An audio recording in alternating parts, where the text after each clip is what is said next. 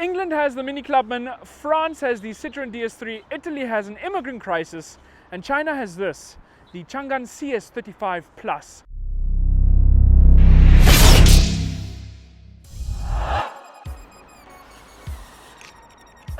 The first thing a little SUV needs to be is practical. That's like even more important than being stylish. And is it practical? Yeah, I'm a fat guy and I fit in the boot. If you're good at Tetris, you can fit like 4 suitcases in here or something. Nope, I have at least like a fist of headspace above my head. And I can double fist my knees as well. It's really comfortable at the back. It was made for a global market because those damn Dutch are just so damn big. And it's really comfortable too. And just to show you that I'm not lying, I'm going to ask a random Chinese person to help me test the comfort of this car. I've brushed up a bit on my Chinese. Let me see.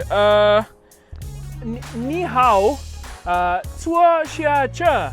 Okay, we'll have a seat in the car. Yeah, and yeah, she looks really comfortable. It's comfortable, eh? So, ni shui ma. Huh? Never mind. Just okay. Come on. Okay. Well, there you have it. She was very comfortable in the car. So, yeah, just cut. It's a very manly and masculine looking car, and it's not just the design. Because the performance is the same. When you're driving, it can be very docile and quiet, but when you put your foot down, you put it in sport mode, that can change very quickly. But when you get going, it's a different story. And it's not just the design and the styling of the car and the way it goes and the price, it's also the build quality. The build quality in here, okay, sure, you're not going to get real dead cow on your dashboard. You're going to get fake materials, but you do get real stitching here, for example, and on the steering wheel. Everything feels really nice to the touch. Flat bottom steering wheel. Again, you don't need a $100,000 Audi to get a flat bottom steering wheel. You can get one with a $15,000 Chinese car. And I really like that. And I mean, like in the CS75, if you saw the video, nothing squeaks. Everything is solid. And if you would do this in a comparable car made by, I don't know, Japan or some German makers, you would get a few squeaks. But in here, not even the plastic on plastic. I'm really pushing now, and it's not squeaking. Yeah, I might break it if I pull too hard, but it's really solid. What you've also heard me mention is features. I've said this about the other Changan models as well, but this one comes with the AI. Changan partnered with a company called Tencent who developed AI for them. And you have a few different voice options that I find quite interesting. The normal voice is a very computerized, angry female, but when I click on settings, I can choose different voices. So I can choose, for example, this lady. Oh, I feel so like, And then I can choose Bob. He sounds like, you know, oh, okay, wow, he just stabbed, okay. Chill, Bob, chill.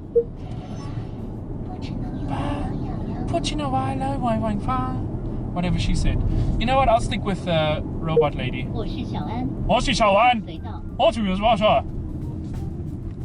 She sounds like she knows the way. So because Tencent is a game designer, these voices are actually taken from a game. The game is called Arena of Valor, and it is a game on the Nintendo Switch and your cell phone. And yeah, if you're a game nerd and you want to have your games follow you around, your game voices follow you around, you can. I feel like I also need to mention, because this is the entry level, well, not the entry level, but it is a smaller SUV than the CS75 Plus, it also comes only with 2 screens instead of 3. But you have kind of like the analog display dials in the middle mixed with a screen in the middle that tells you things like the distance to the car in front. It shows me when I flash my lights, there's a little animation that comes on indicating that I flashed my lights. And then you obviously have the big screen in the middle that, what's that guy doing? He's spraying stuff on the road. We just drove past the Chinese road cleaning truck, guys. So you don't have Apple CarPlay on this, which is fine because you do have the Tencent integration, and that comes with Tencent Music, Tencent Maps, etc. Now, I'm not sure if they will be launching Google Maps for the other markets, but that's something to be discussed down the line from now, because at the moment this car isn't in Europe or North America yet.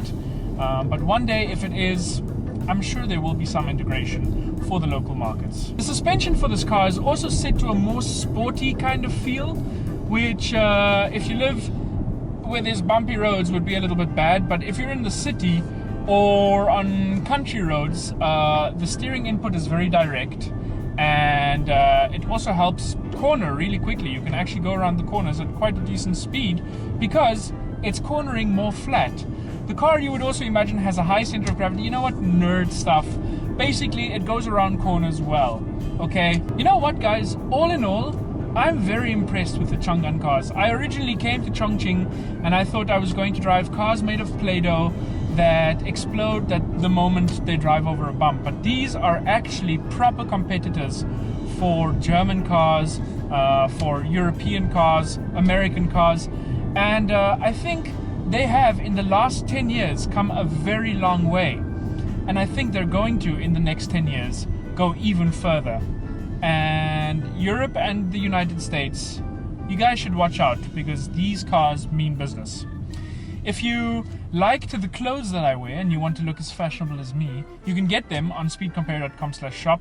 Otherwise, I'd like to say thank you very much to Changan, and I really appreciate the opportunity to get to drive these cars and show them to you guys, because I'm sure a lot of you wouldn't even have known about these had you not watched this video. So send it to your friends. Okay, thanks for watching, guys.